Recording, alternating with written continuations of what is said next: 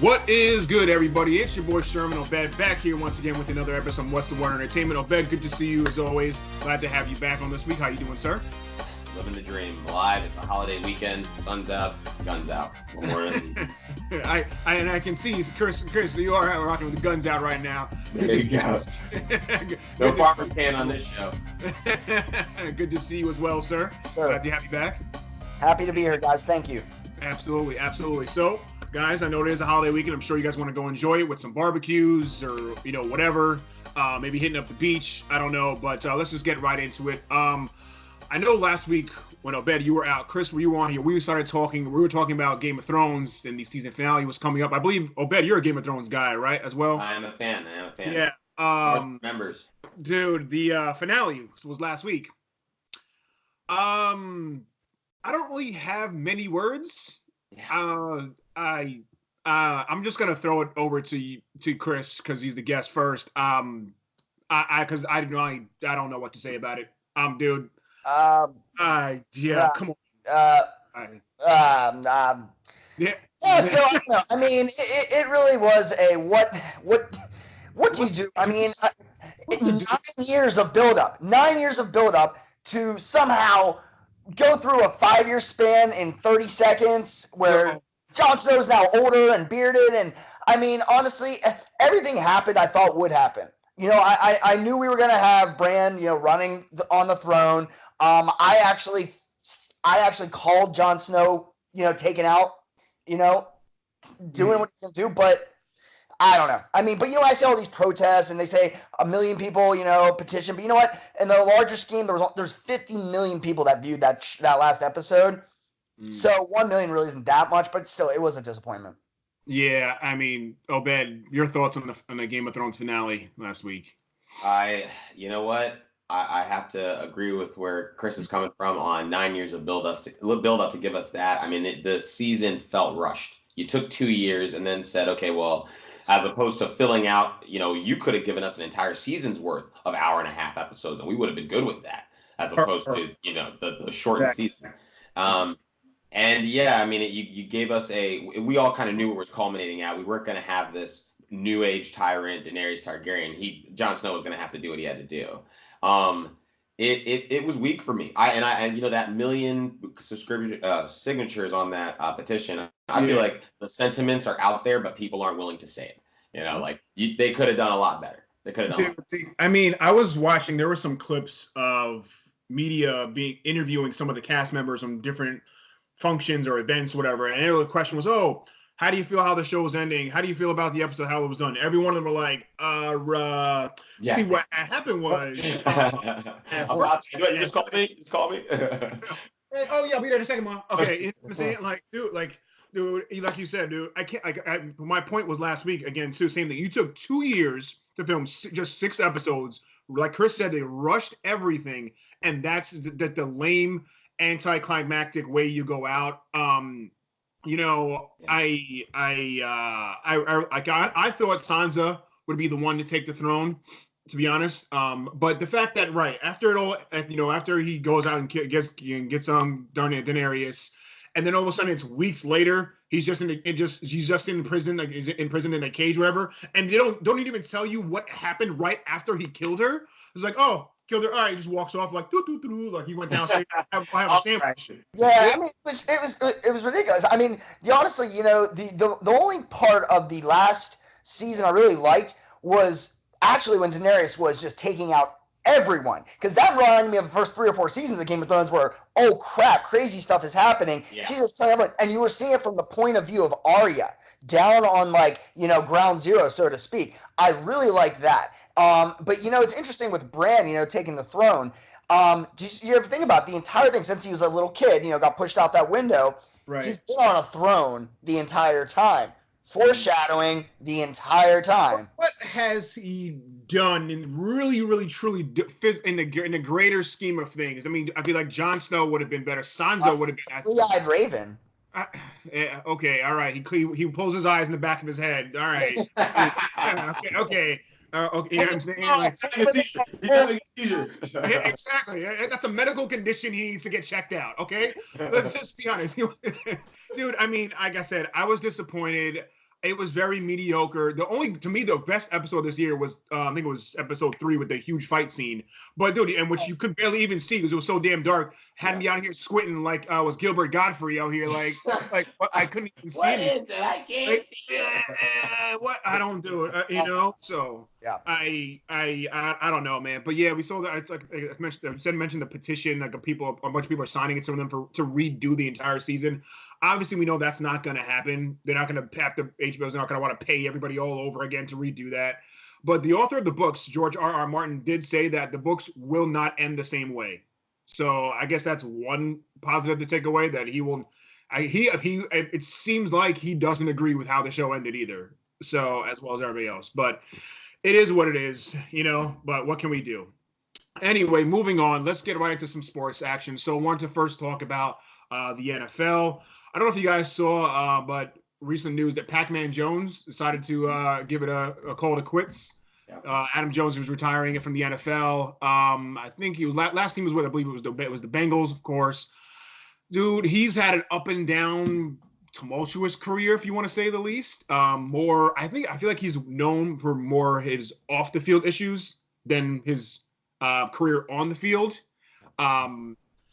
Is it possible that he could probably maybe one day end up in the Hall of Fame? I don't think so. I don't think he had that dynamic of a career. He was a phenomenal player. You know what I mean? But I don't think there's really a loss for him now that he's out of the NFL right now. Obed, your thoughts? I feel like I agree. I agree with where you're going on this. Pac-Man Jones, I think, had an incredible career and his ability to continue being a stud. After the off-field stuff was quieted down in every location he was in. I believe drafted by the Cowboys. Played fantastically for them. Drafted by the Titans, actually. Drafted by the Titans, really? Yeah, it was Titans, then the Cowboys. Titans, Cowboys, and then Bengals, right? I think he might have had another stop between there, but no, he's a fantastic player, right? Like he for that era, like if he had just not had all the off-field stuff, I think we would remember he probably would have been a lot better. And there's a lot of players in that era of the 2000s that I feel like if they had quieted the off-field stuff and focused on their craft, they would be Hall of Famers. But just NFL legends, I guess. Yeah, I kind of agree with where you guys are going, your sentiments there. When in regards to the off the field annex, think about a true Hall of Famer in T.O., Terrell Owens. It took him 5 years to get in just because of his off the field annex, and he had well more of a established greater career than Pac-Man. Yeah, I 100% agree with. But go ahead. And all I was gonna say, I mean, unfortunately, it's really hard for cornerbacks to make it into the Hall of Fame, and Pac-Man came around the same time as one of the top 5 cornerbacks in history in Revis Island. And he might, it's going to take him a minute to get in. So, I mean, great player. He does have a ring, though. So yeah. that'll help him a little bit, I think. But, I mean, you mentioned T.O. T.O. is arguably the 3rd greatest wide receiver of all time. Hmm? He literally did not get in because of his chemistry or his character or whatever. The media and treated them as well. So, but I think that's nonsense. You're a Hall of Famer because your abilities on the field, what you did on the field. Now, if you were just a complete douchebag, or whatever, hurting people and things like that, maybe a different story. But he never physically assaulted anyone or did anything crazy, to that effect. No. He had some fun. He did, some little, scandalous stuff or whatever. But nothing too wild. But he's literally, arguably, to me, in my eyes, the 3rd greatest wide receiver of all time, behind only Jerry Rice and Randy Moss. So how did he not get in on the first ballot is amazing to me. Speaking of T.O. and Hall of Fame, I don't know if you guys saw Donovan McNabb, the former quarterback, is still complaining that he's not in the Hall of Fame. He was on some radio show the other day. He's like, "Oh, absolutely, I'm a Hall of Famer. My numbers are better than Troy Aikman's numbers," which they are, granted. But he doesn't have a Super Bowl. He's been to 5? He was in the 5 NFC Championship games. Been to 1 Super Bowl. Damn near won that Super Bowl against the Patriots. I mean, that was a close game. I mean, the time running out at the end, that whole thing was was a little crazy. Yeah. Obed, do you think he should be in the Hall of Fame? I'm going to go with the same term from before, NFL legend, not a Hall of Famer. Really great numbers, through the peak of his career, that 25 to 28 year range. Mm-hmm. The NFC Championship games absolutely, came out here and especially at the time when he was hot, he had to compete against his contemporaries like Peyton Manning, like Hasselbeck, like Brady, Drew Brees out there, Phillip Rivers out there. But just, you can't say my numbers are better than Troy Aikman and not have won any Super Bowls. We give that concession to Dan Marino for the numbers that he put up. And if it comes down to the numbers without having a Super Bowl, they're just not there for Donovan McNabb. Well, that was going to be kind of my next point. And Chris, I'll let you jump in here in a second. But are numbers just enough? Do you need the accolades? Does that matter? Does your character matter? I mean, do you need Super Bowl rings? Do you need a certain number of, of MVPs, things like that? I mean, like you just said, Obed, Dan Marino, no rings, absolute Hall of Famer. Jim Kelly, no rings, absolute Hall of Famer. Chris, I mean, what's your take on McNabb and the whole aspect of getting into the Hall of Fame? Well, I mean, if accolades and chips are the only thing we're going to count, I mean, hell, Robert Horry, he's a Hall of Famer. Big Shot Bob has five, but he has 7 rings, by the way. Well, actually, Big Shot Bob actually is a Hall of Famer. I might actually say that he is a Hall of Famer. He was an integral piece of all the teams he played on, and they all won championships. But he's not a Hall of Famer with 7 championships. So I don't think accolades and winning the championship has everything to do with it. I mean, Terrell Owens, who you were just talking about in the previous topic, never won a ring, but he is a Hall of Famer. The numbers and the stats he put up. Donovan McNabb, I mean, it hurts me to say as a diehard Steelers fan, was the only good thing the Philadelphia Eagles had for well over a decade. Players came in and out. They had Westbrook, they had T.O. for a little bit and all that. But you know what? Donovan McNabb, I mean, how many Pro Bowls he had? Was a 7-time Pro Bowl selection? I mean, he's absolutely a Hall of Famer. Yeah, I would agree with you, Chris. I mean, yeah, I think he is a Hall of Famer. I mean, he let me touch on one thing. Excuse me, sorry, but you mentioned that he really didn't do anything, for that, for only a couple of years for the Eagles. Here's their best really weapon. The minute, look at what happens when he gets T.O. Boom, goes to the Super Bowl. If he had more weapons, I think he could have done more. I mean, he had some decent guys in there, every once in a while, but I do think that if he had better weapons, especially from the wideout position, I think, he could have probably have done more. Yeah, 6-time Pro Bowler. Like I said, he won the NFC Championship in 2004 when they went to the Super Bowl. Been there 5 times, though. I mean, I think, and it's funny because Eagles fans were upset when they drafted him out of Syracuse in the NFL draft that year. And so I think he was one of the best quarterbacks the Eagles have had in a long time. Now, they're all banking on Carson Wentz, of course, now these days. But think about it, since McNabb left, who was really, I mean, Vic was there for a bit. Sam Bradford was there for a bit. Well, now as they call him here in Philly, and I will pull this in for our audience that might not like the certain language, but they call him Big Bleep Nick. We'll see how good the bleep is when he's down in Jacksonville. Yeah, I mean, but dude, I do agree with you, Sherman, on the points of at least what he's brought to this area, and as a number 2 overall pick in his draft, I think he actually produced to the expectation level, right? The kind of success he brought to them, to Chris's point, when he was really like the big thing for them out there. They had defense, and I do say, hey, they got over the hump with T.O., but T.O. was injured going through that playoffs, and they had to face Michael Vick, who the only other offensive skill set position player he had was Algie Crumpler. So I don't really think it was that hard for them to get that W. But yes, he did play himself into, I guess I would say, the tier of a true competitor in the sport. I just don't see it. I watched him melt down in the Super Bowl, and even his T.O.'s talking about he was vomiting out there. Which, does that matter? I don't know. But through his career, the medal didn't seem like it was there for the level he had of playing competition. Yeah, I mean, I think he is a Hall of Famer, but will he get in? I guess that's left to be seen. Kind of speaking of staying in Pennsylvania, you mentioned your Steelers, Chris. Are we ever going to get over this whole Big Ben AB fiasco that's going on? Dude, your boy AB is not even with the team anymore. Yo, it's about to be a what? Girl fight. We about to go to war.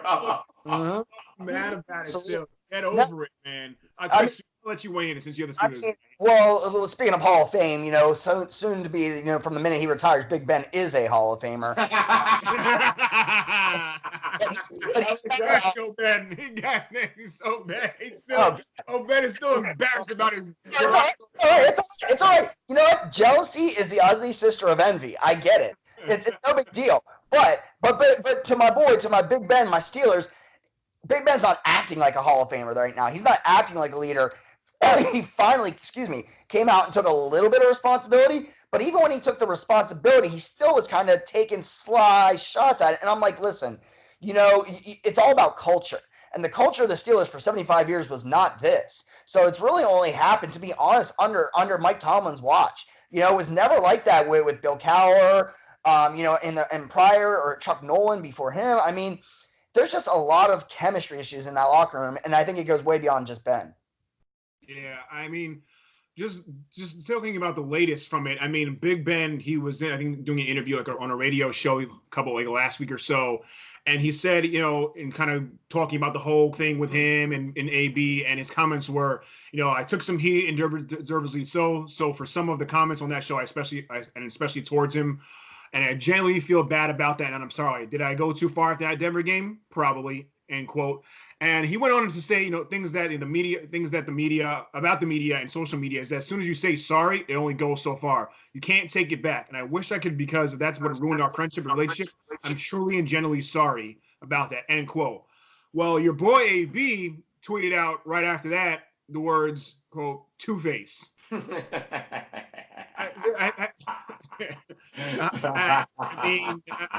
Dude, he's just get over it, man. I mean, how long is this really going to go on, Obed? This is going to go on forever, because I know that this was not the Steelers of the old, but maybe it was, and this kind of stuff just never got out to the media because we don't live in the society we live in now. We're talking about AB, who was live streaming from the locker room after the win and hearing the Coach Tomlin talking smack about the team they're about to play, who is freeing his exactly. And so, for me, I think this is going to be forever. And gentlemen, what's going on right now in the NFL is team OTAs, where after the draft, we have an opportunity to start installing our offense. I think somebody went out and looked at what his offense looked like and kind of figured it out that he might have made a mistake chastising one of the best players in the NFL right now, after he had chastised the other best player in the NFL right now. Mm-hmm. Yeah, I just don't. I'm a little concerned for him just being in Oakland. I know he's not there. He's not attending OTAs. I mean, granted, they are voluntary, but I think you need that connection with your quarterback, especially first getting in your first year like this with them. And Derek Carr is still young, and he's got to get Derek Carr is still semi-trash. I don't know about young. He's supposed to be playing a lot better than this. Shots fired. Shots fired. and especially with John Gruden's aggressive style, But let me ask you this, Chris: can Big Ben really thrive without Antonio Brown in Pittsburgh any longer? I mean, absolutely. He's done it before. I mean, he's had a plethora of receivers there in Pittsburgh in his tenure. Plexico Burress, Hines Ward, Santonio Holmes. The list goes on. Mike Wallace. The list goes on and on. That's the one thing the Steelers. Yeah, exactly. That's one thing the Steelers are really good at is right when you think they're getting rid of some of the best players in the NFL, which talent-wise, AB and Le'Veon Bell are. Here comes James Conner. Here comes Juju Smith-Schuster. Ben can make it work. But the thing is, sorry to cut you off, Chris. I have a question. His question was, is Ben going to be able to make it happen? And your response was, well, they've always got guys. Is Ben Roethlisberger good enough to elevate players around him who are not that good? I think what you should answer. Not the rate he did before, because he's older. I mean, he's 35 years old. But I mean, can he still have a successful year? Can they possibly make it, win a title? No, but I mean, they'll be a playoff team. I mean, Phillip Rivers was elevating guys we had never heard of 2 years ago. Phillip Rivers is like 37 now. You know what I mean? Like, this is why I don't feel like Big Ben is first a Hall of Famer. That's stress. I mean, I don't get it. He's elevated everyone around him, if you know what I mean. Dude, he's still putting in that work. Yeah. Phil Rivers will give you 4,330 touchdowns every season, whether the wide receivers are alive, whether the offensive line is alive. As long as he's upright, he's going to sling to who's ever there. And I don't think Big Ben has shown me that. I feel like Big Ben has had the Plaxico Burrses, the Emmanuel Sanders, the Hines Wards, the Juju Smith-Schusters, I can't remember the tight end from UVA that they had. You know what I mean? Like he's had Heath Miller.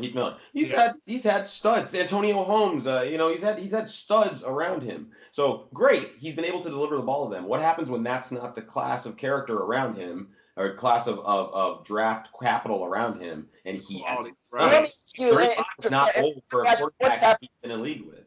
What has happened when those pieces, especially all those receivers, when they went to other teams, they didn't thrive without Big Ben. Emmanuel Sanders is a stud. I don't know what you're talking about. I can't hear you on that one, dog.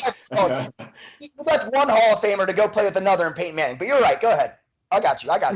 Who has he been playing with the last few years? He was playing with Case Keenum and was still a stud. At least a top 20 wide receiver. He got hurt midway through the season. But still, I get your point. But I mean, it's left to be seen. I still think Big Ben has some left in the tank. Now, I think he's probably got, and honestly, 2 years max, dude. Just from a physical standpoint, just for his body, just can't take the wear and tear. Big guys can't do that.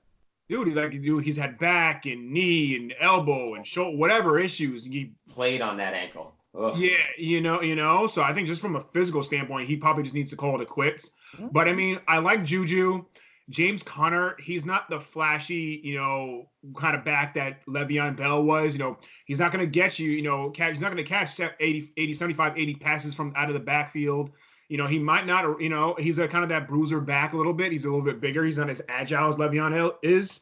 So it's kind of really going to be seen now that he has to go through the entire season, just with Juju as his number one and really Connor. So I guess, but like I said, that division is gotten better. Like I said, I predicted the Browns to win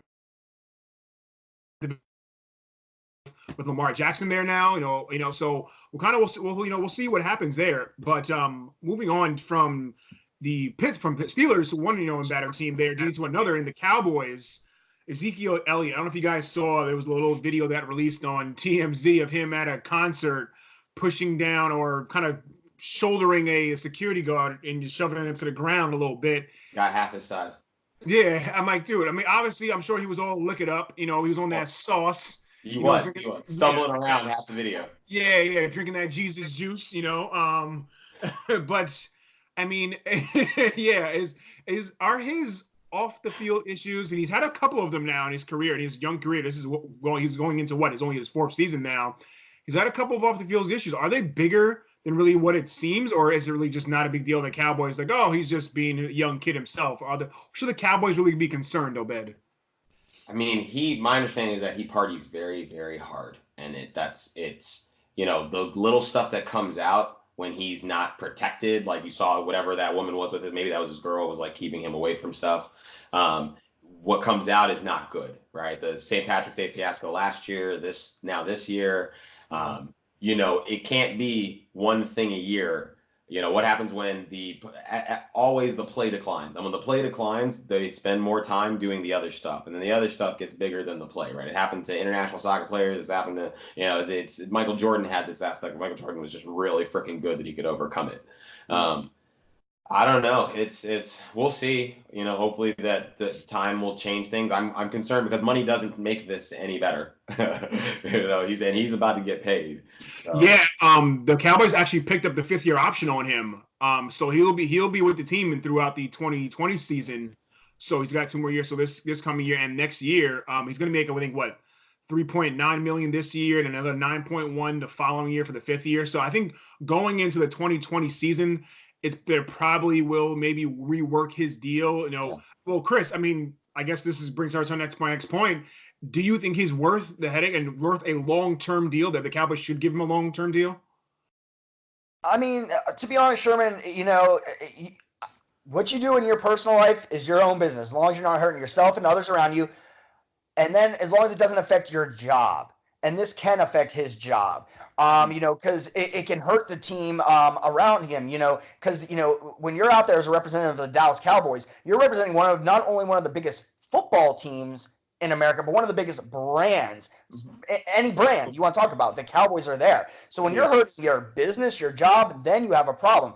I would, if I was the Cowboys, I would definitely have some long long conversations behind closed doors about whether they're going to offer this young man a long-term deal. Do I think talent-wise he's there? Absolutely. He's a top 2-3 running back in this league. But you have to think about your brand and what's going to happen years well after the Ezekiel Elliott is of the world are gone. Yeah, I mean, Elliott is, a top 3 running back in the NFL. Talent-wise, he's worth the money. Talent-wise, he's worth the money. But is he worth the headache? That's the other issue. But this is my kind of going back to my point when we were talking about your boy Bobby Kraft. Good old Bobby. Yeah. Where are his people at? Where are his people? Where is his people that keep him in check? Where is his handler, so to speak? Sure. They were in the lobby waiting. Yeah. That's like Bobby Schmurder's got to get his 1-2. He'll be out in a second. Yeah. But I'm saying is Ezekiel Elliott should have a group of people with him at all times that are sober and can keep it level-headed. Like, hey, dude, yo, chill, back up. Like, if you're that kind of high profile, whether it's athlete or celebrity musician or whatever it is, you should have at least 1 or 2, like maybe just guards with you at all times who can, 1, protect you and strong enough to protect you, and 2, get you out of situations that you shouldn't be in. It's the same thing how guys get caught up with either having a gun, getting caught with a gun, or driving, under the influence. It's like, dude, first of all, get a security guard who can get a license, who can have a weapon, let them carry it. Second of all, if you're out drinking and drive, if you drove somewhere, dude, hire somebody to take you home. You're making millions and millions. What is a $25 Uber? Upgrade and get the $50 Uber Black. Or have call someone, yo, dude, get me, man. You're talking 2 different things though. You're talking security reasons, which I completely get. You got that money, hire someone to get you chauffeur you around so you don't drive under the influence or carry a weapon if you need it. But when you're talking about to pull you back or rein you in from other things, the way you act. Think about, anytime in your life, you were around like someone that was, high profile, maybe a celebrity, maybe someone that was very rich. You just wanted to be in that clique. You wanted to be in that gang. So you wanted to facilitate. So you didn't want to do anything that would have that person, that money, say, you know what? No. Sherm, Obed, no, I don't want to hang out with you anymore because, yes, you're doing the right thing and telling me I should not be acting a fool. But you know what? I don't want to hear that. You know what? So you know what? You're gone. So what are you going to do? You're going to help him. You're going to continue to but you know what? Then you need to trust your inner circle better. Then you need to trust the people in your inner circle, who you hire, who's on your team. Because if somebody is on your team is really trying to help you out, and you're going to discourage them or kick them out for doing something like that, kind of keep you out of trouble and keep you off social media for instances like that, then you know what? You don't have the right team members then. It's like Obed said. I'll wrap my point up here. Like Obed said, money isn't going to change it. Money doesn't change who you are. It just amplifies more of who you actually are. Well said. I mean, yeah, I get your point, Chris. Definitely, I get your point. But I mean, to me, and Obed, you can wait in here really quickly again if you want to. But I just think that if you need to have people around you to kind of hold you down, to make sure you're not in the limelight for the wrong reasons. So many people have gotten caught up in these situations. Social media is everywhere. Everyone has their camera phones out. You do something which usually might not be a big deal, but because you're a celebrity or an athlete or whatever, a high profile person, everyone's that the media, and everyone's going to blow it out of the water. So I don't know, Obed, if you have anything else left to say on it, but that's just my opinion. Yeah, no, I agree with you. There's cameras everywhere. I don't even know who that person was who was videotaping it. But I do have a quick what's the word entertainment quiz.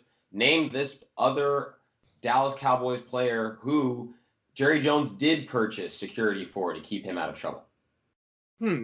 That's oh man. Wait, how old? How long? Current player? Not a current player. Ooh, that's a good. Maybe Greg Hardy or Irvin. Nope. Irvin, maybe. Nope. Chris. Terrell Owens. Nope. Pac-Man Jones.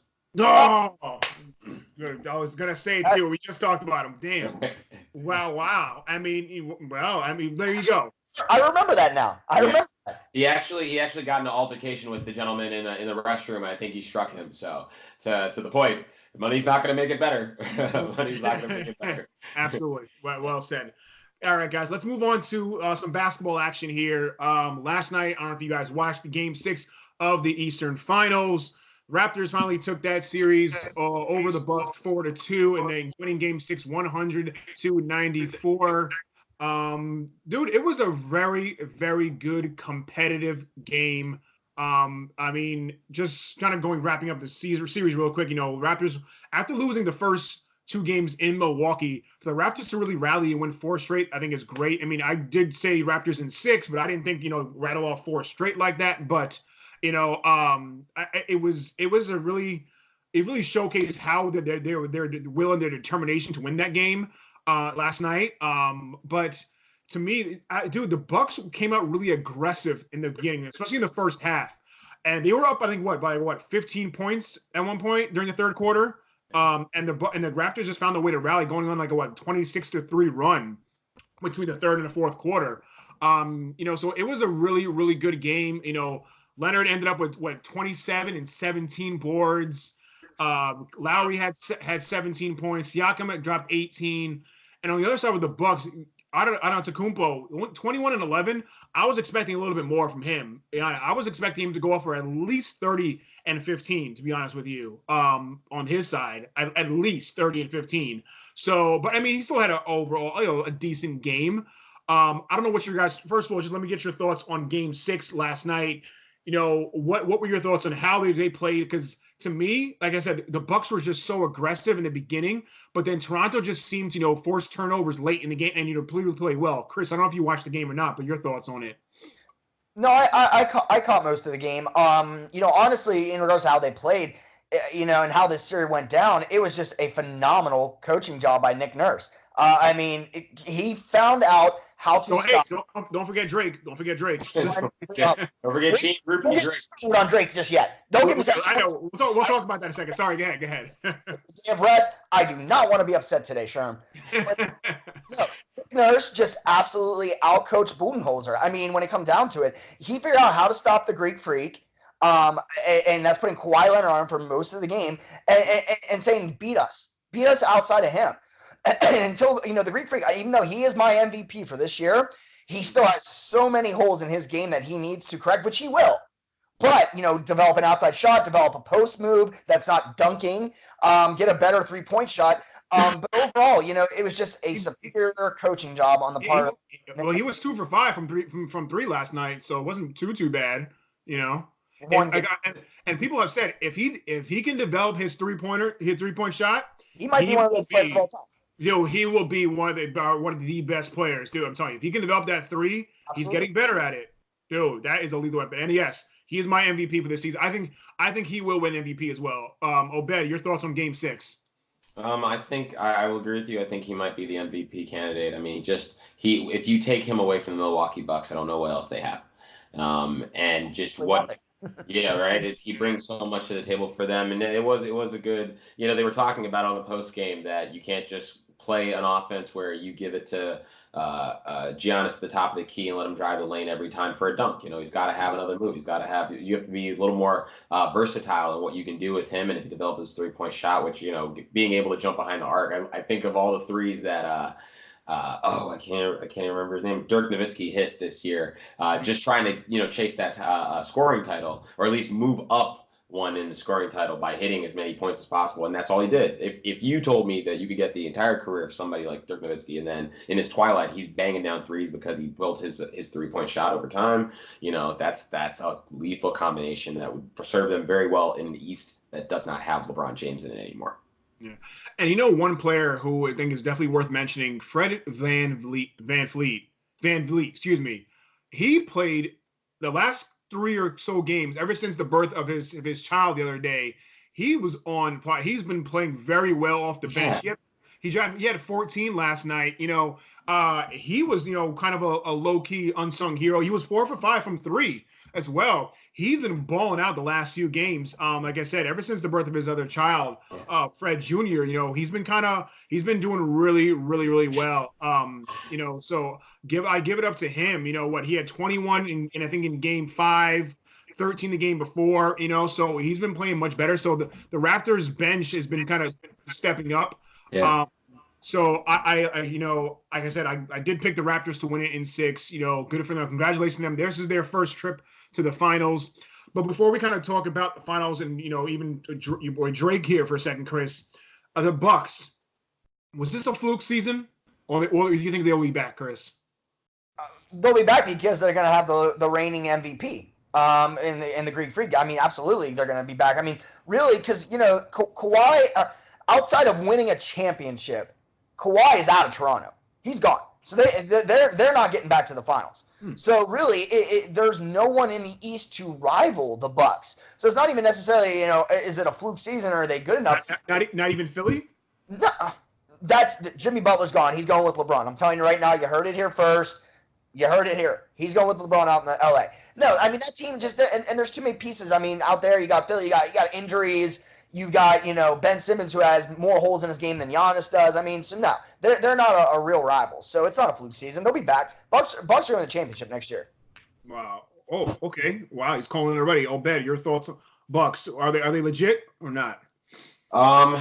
I mean, I think what this season does for them is puts the rest of the NBA on notice that, if you want to play and you want a chance to be in the Eastern Conference Finals with a kid who's only getting better and a team that's coached very well, you take a look, come out here and play with us. We maybe just need a few more pieces and it makes the difference, right? I don't think they're a fluke. I think especially, and this is on if Giannis takes another step forward, which is crazy to think because he's already done so much, but he takes another step forward, bring a couple of the people in, that team could be competitive. Again, this is the East that does not have LeBron James. It is open for whoever wants to actually put together a team. Yeah, absolutely. Yeah, LeBron going to the Western Conference really opened it up for everyone else. So, yes, I'll definitely agree with you there. So we mentioned it before, so I'm going to throw it right to you, Chris. Your boy Drizzy Drake, what's the deal? Controller. Oh my gosh. Controller him. I mean, okay. Don't watch if he's nonstop right now, because he's nonstop. All right. It's a rolling. It's not a stopwatch. See what I did there? I feel like I'm gonna spend every last dollar I have to make it to one of these finals games. So I'm sitting in the front row where Drake is, and when he runs by, I'm gonna throw my leg out and just watch him fall down on his face. I mean, oh my gosh. No, this guy. Wait, what? Is it because he's light skinned? Is that it, Chris? Jimmy in a wheelchair. I'm gonna get racial now. No. Dude, I mean, go ahead. Let us know how much you hate Drake, okay? And you wish for him to fail at life, okay? Just like this song on this show, I'm the best you ever had. Yeah. No, but honestly, all joking and kidding aside, I get it. He's a spokesperson. Actually, he's a minority owner in the Raptors, spokesperson for them. I'm glad. I love his passion, even though he's a fair-weather fan of whatever team is good and suits him and his brand. But he is from Toronto. But here's the thing. You have other people are coming out and saying, oh, what about all these other personalities of, the Spike Lees for the Knicks, and you have Jack out there in the Lakers. I'm like, yes, but they're not out in the huddles. They're not out putting their hands on the coaches. They're not out basically doing a Draymond, Lance Stevenson blowing in the players' ears.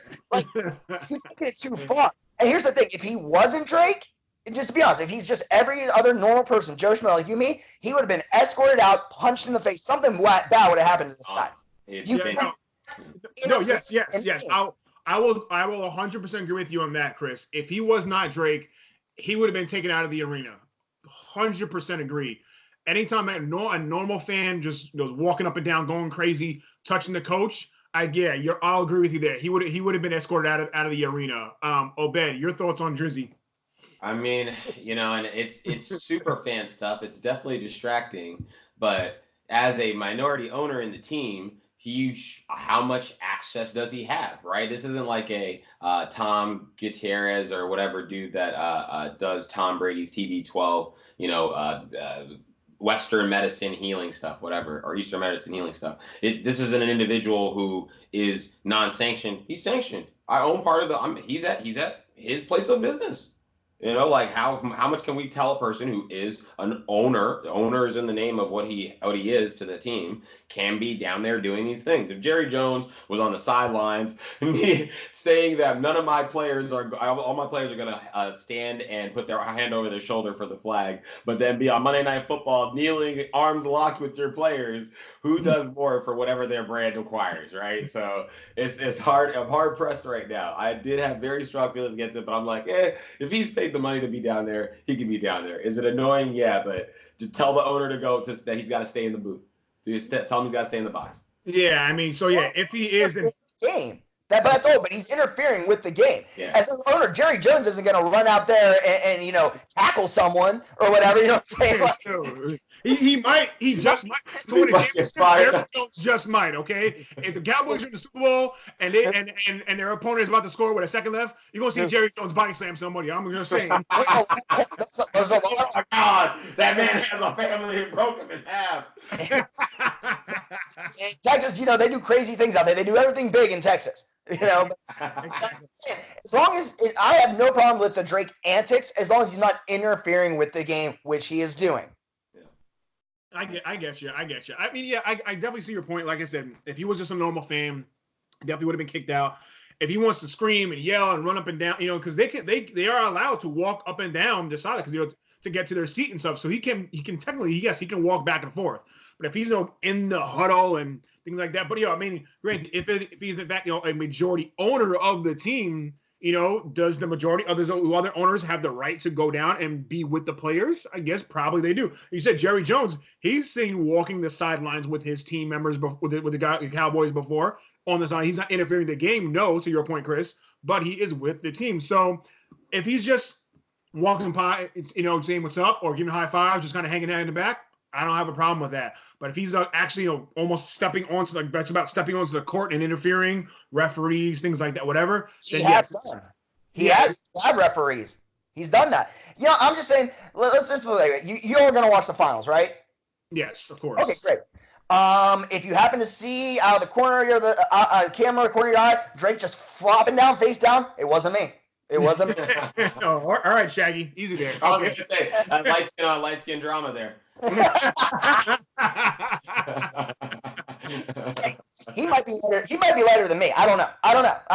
Absolutely. How I don't know, but maybe he got that Sammy Sosa. Oh, got him. Hey, well, speaking of the Raptors, of course, now we know they're in the finals against Golden State. So, of course, this is the fifth year in a row that the Warriors are in the finals. As we said before, the Raptors, this is their first ever appearance in their championship. But let's go. I want to touch on the Warriors just for a second before we talk about matchups and different things. Kevin Durant is still out with that strained calf. I don't know. It's still a question mark. Will he be ready?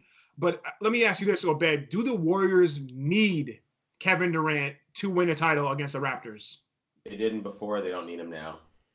They already had championship pedigree before Kevin Durant showed up. Yes, he adds to it. He gives them the dynamic, but they have turned into the machine again, where they're just going to come out here and buckets in your people are going to start vomiting basketballs. The number of 3-point shots that these guys are putting up. You got Draymond out here hitting them too now. Mm-hmm. Okay, it's they're deadly. Yeah, Chris, do you think the Warriors need KD to win a title against this Raptors team with Kawhi? Not against the Raptors. I thought the Bucks were going to get there, and the Bucks against this current constructed Golden State Warrior team, I think the Bucks would have beaten the Warriors. But the matchup just favors Golden State so much better in this particular matchup. They don't have the defenders to stick with all those shooters. They do not need him, but it will be a close series without him. Okay, well, let me ask you this. So follow up. Do you guys believe the hype that the Golden State Warriors are better without KD? I don't think they're better without him. I just think they play a different game without him. It's not necessarily better. It's not necessarily worse. It's just different. I think if KD is there and he's able to play for the finals, they'll destroy Toronto. Because let's face it, KD is by far the second greatest player in the league. Right now. On the face of this earth. He was playing like he was the best player in the world nearly throughout these playoffs before he got hurt. But I think with KD, they destroy Toronto. probably in 5 games maybe. But without KD, it could still go. It would still be done in 5, maybe 6. Who knows? But I don't believe this hype at all. People were saying, oh, they're better without. They look better. They look better. I don't think they are better without him. They're just different. Chris, your thoughts? I mean, if you have a 100-piece orchestra and you take one of the trumpets out, might not be better nor worse, but it's just different, like you said. But it's still an integral piece to the overall picture. I mean, no, you take one of the greatest players of not even just in the league right now, but of all time off your team. Yeah, that's gonna hurt. And they're not better without him. I think if KD comes back and whether how healthy his calf is, and I think it's more than a calf from what I've been hearing.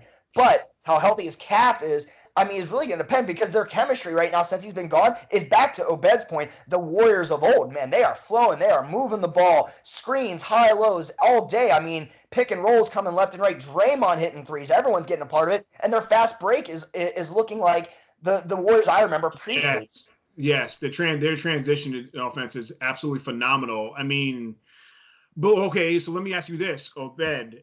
If Golden State wins without Kevin Durant, does he stay or does he leave in free agency? Man, that's a good question. I think he goes. I mean, if they win without him, they can then focus their attention on keeping these other guys in house, right? Klay Thompson not getting the All NBA,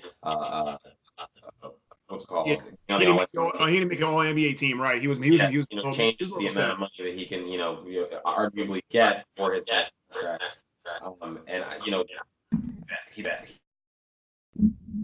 put him in a position to stay with the team, keep flowing the way that they have been, right? Maybe add another star who's you're not going to be able to replace a Kevin Durant, but you could find somebody to come and join this team to give you, 4 Hall of Famers or 3 Hall of Famers and, 2 semi All-Pro, All-NBA guys. I don't think they need him. It was a luxury for them to bring him in to begin with, but I don't think they need him to win. They are back. They could have crushed. I think the Toronto Raptors are a better matchup for them than the Bucks were. I think they would have mobbed the Bucks. I think because Kawhi Leonard has an experience with these guys and he's unafraid of them, right? It's not like the big bad Warriors. Like, no, I played those guys all the time. I think it's a better matchup now, but I do agree that it'll probably be like 6 games because Kawhi is not going to take this line down. So. Yeah, and to your point of it, I do think if the Bucks had made it, I think it would have been easier for the Warriors to win. I think honestly, the Raptors were the better team. And like I said it. I think it's the inexperience is what really did the Bucks in. That was really my thing going into it. To be honest, I didn't think the Bucks would make it to the Eastern Finals, but they're still great. They're a phenomenal team. Like I said, I think Giannis will win the MVP. But the Raptors, they just showed that will and fortitude. They were just not gonna break, and they did it. So kudos to them. As far as matchups are concerned, going into this finals, let's say the Warriors don't have Kevin Durant. Is there a particular matchup on the court that you're really looking forward to? To me, it's really Draymond Green versus Serge Ibaka.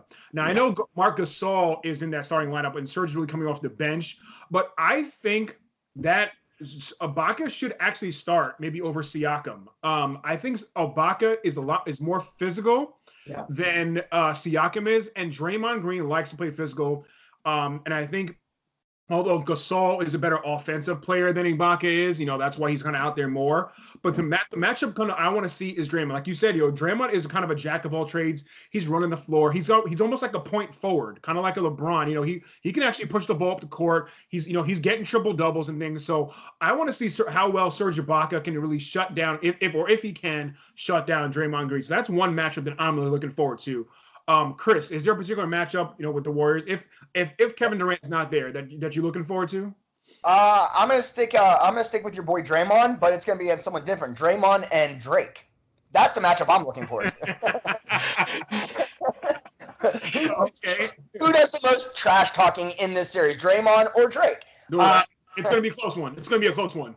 No, honestly. Oh my God. Yeah, if Kevin Durant was there, that would have been the X factor because you wouldn't be putting Kawhi Leonard on KD. Exactly. That's why I didn't bring that up. Yes, that'd be the obvious matchup to look at. Right. Here's the thing: everyone's probably going to go right to Steph. I don't think you put him on Steph because Steph moves so much, and they're going to need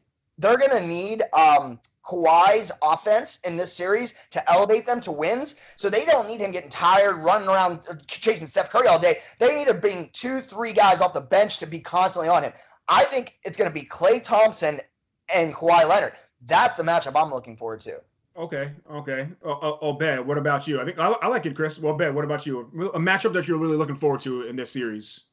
I mean, I am looking for that. For me, it's the physicality standpoint, right? Because you have to slow them down.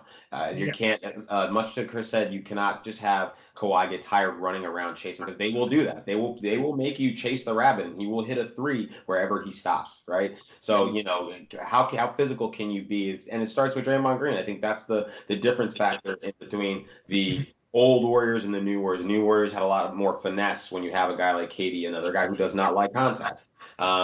And of old, it was the ability for them to hit buckets all over the place, but have that nastiness factor that they get from Draymond that they were not getting from Boogie Cousins while he was out there. So I want to see the physicality. For me, it's if it's either Draymond against Drake, or it's Draymond down low against Ibaka, who I think probably should be starting if for nothing less than his playoff experience through his career. Yes. It's that down low physicality for this series. Yeah, I like it. I'll say that the physicality will play a part. Because like you said, you can't just have these guys running all over the court all around you. As far as keys to success for each team, I want to look at. We can start with Toronto.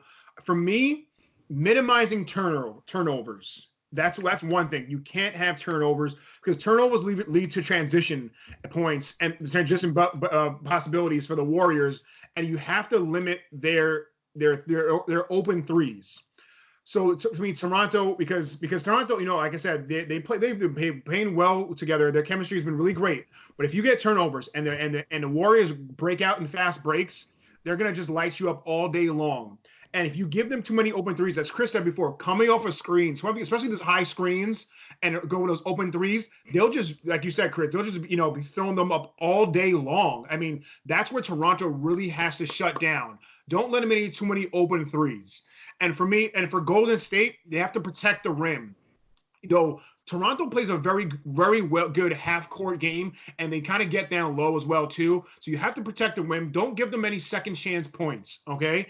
And clog the paint, especially with Leonard. Leonard likes to drive to the hole. Even, Siakam likes to drive as well, too. Even Kyle Lowry, they're not really so they don't really taking that many outside shots. Sorry about that. But Van Vliet has been doing well on the outside, putting on the perimeter. But I think Toronto, their keys, like I said, protect the rim and really clog that paint. Chris, what about you? Your keys to success for each team?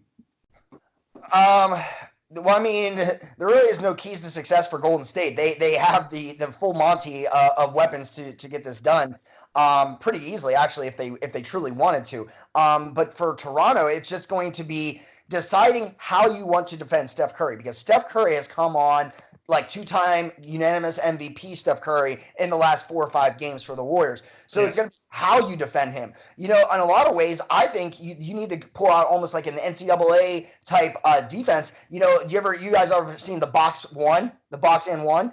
They used to do that to JJ Redick back in the day when he was on Duke, and they shut him down in the NCAA tournament. Because he was a prolific 3-point shooter, still is. That's how they shut him down. I think you need to have someone on both sides, on both corners, almost again like a zone defense with one just chasing the entire time. Yeah, I mean, because like you said, someone is going to be chasing somebody the entire time as well. It's just a matter of who's really going to keep them in check. Obed, your keys to success for each team. Keys to success, I think it's who's going to show up for the Raptors, right? If you say that you're going to go ahead and play the physical game, keep Ibaka in there, and we don't have Siakam coming in as often, is he going to get cold? Are we going to see 7-point game all night Siakam, or are we going to see 25-point game all night Siakam, right? Marc Gasol, can they get him in foul trouble? He does like to play up the fouls that happen to him. So, I don't know, is he going to get is the preference going to be there when you've got the 5 straight championship title games visiting Golden State Warriors over there, who is the darling and the new scrappy team, right? You're going to get away with flailing all over the place. For the Golden State Warriors, I think it's tempo. if they just go out there and do what they've done, they're going to take games easily from these guys, right? I could see the crowd will be behind them. This is the last hurrah for them at their arena. They're coming out here to put on a light show, so very appropriate that they go back to being the old school Splash Brothers team that they were.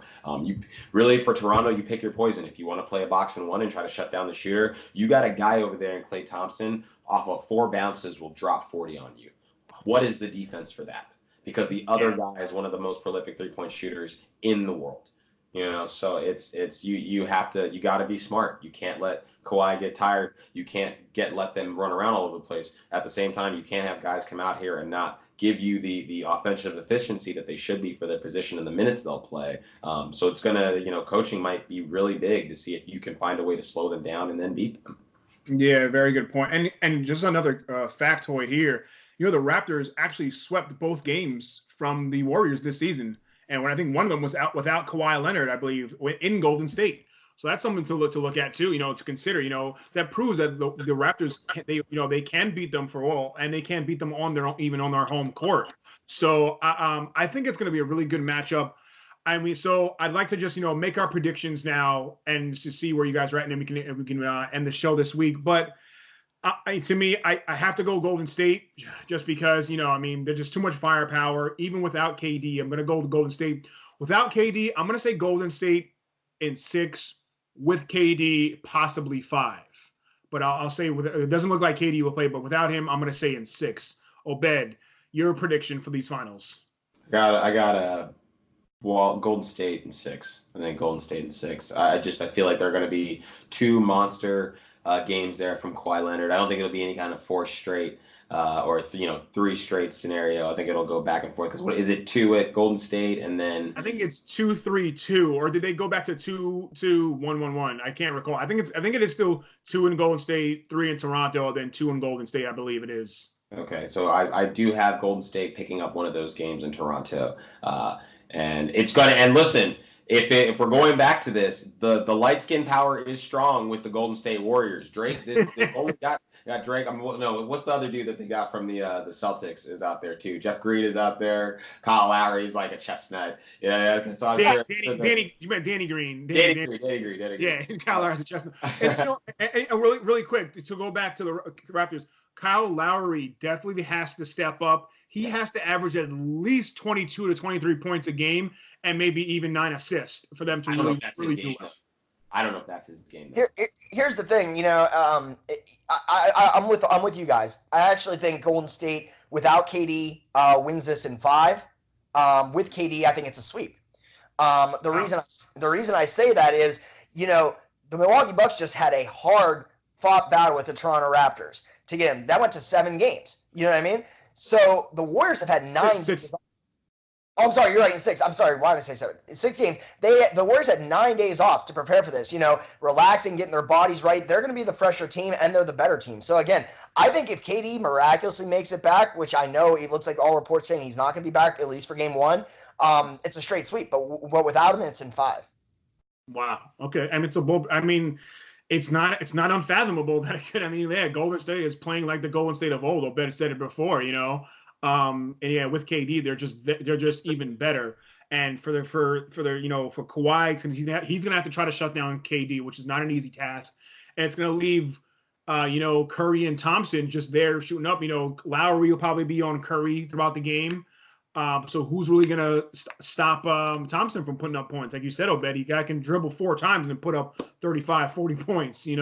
So I think it's gonna be a fun matchup. It's gonna be good, but in the end, the Warriors will win their 3rd straight title and 4th out of the last 5 seasons.